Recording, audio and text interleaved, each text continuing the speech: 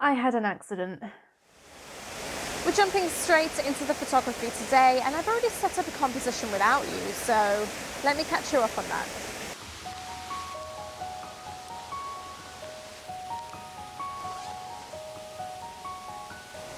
Today we're using the Nikon D750, a 24 to 120mm lens, and potentially some ND filters, and I will explain why next.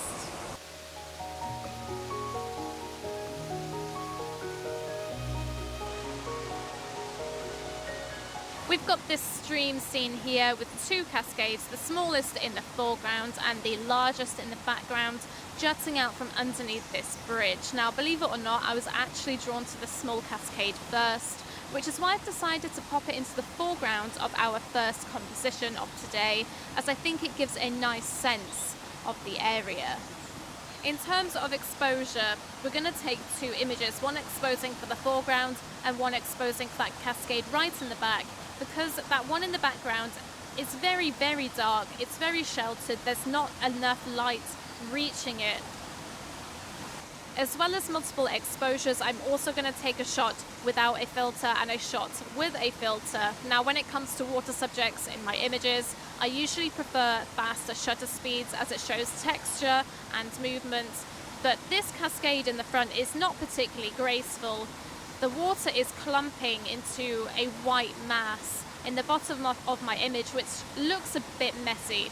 So I'm wondering if we pop an ND filter on, get a really super long exposure, make that water nice and soft, if it might look a bit better.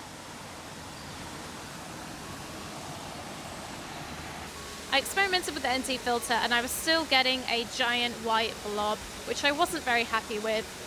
So I ended up switching to aperture priority and using my exposure compensation to really bring those highlights down quite dramatically to get a bit of texture in that water.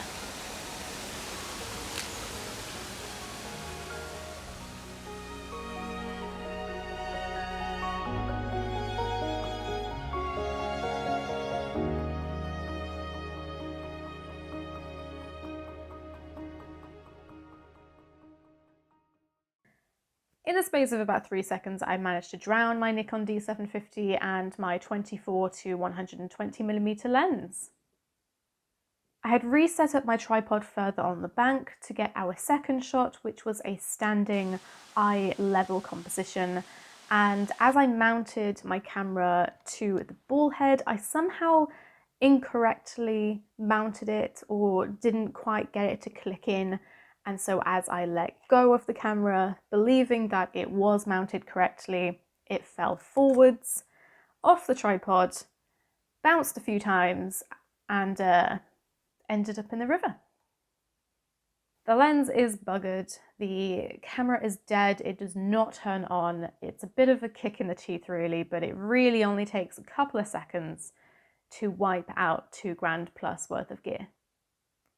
I am quite angry with myself, to be honest, that I've managed to do such a stupid thing, but accidents happen, especially when you're outside with your gear so much like we are.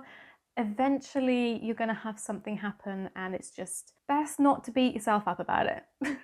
I do have camera insurance, so I am in the process of getting this resolved, but as of now I do not have an outcome in terms of a replacement body, so I'm not too sure what's going to be happening with this just yet. It's a shame really, because I was hoping that the D750 was going to last me a few more years before I popped it on the retirement shelf. Hopefully we will have a replacement body soon and we can get back to that location to finish what I thought was going to be a great day of photography, but instead this could be a chance to get the film camera out and do a bit of film photography. If you have any camera accidents that you wish to share in the comment section down below, feel free to do so. Help me heal my shame with your own mishaps, please. Courtney Victoria, the last adventure of the Nikon D750 and an unfinished location shoot.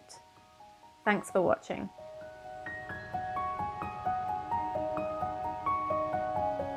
This is a story about Courtney, who is a massive klutz. She threw her camera down in the river.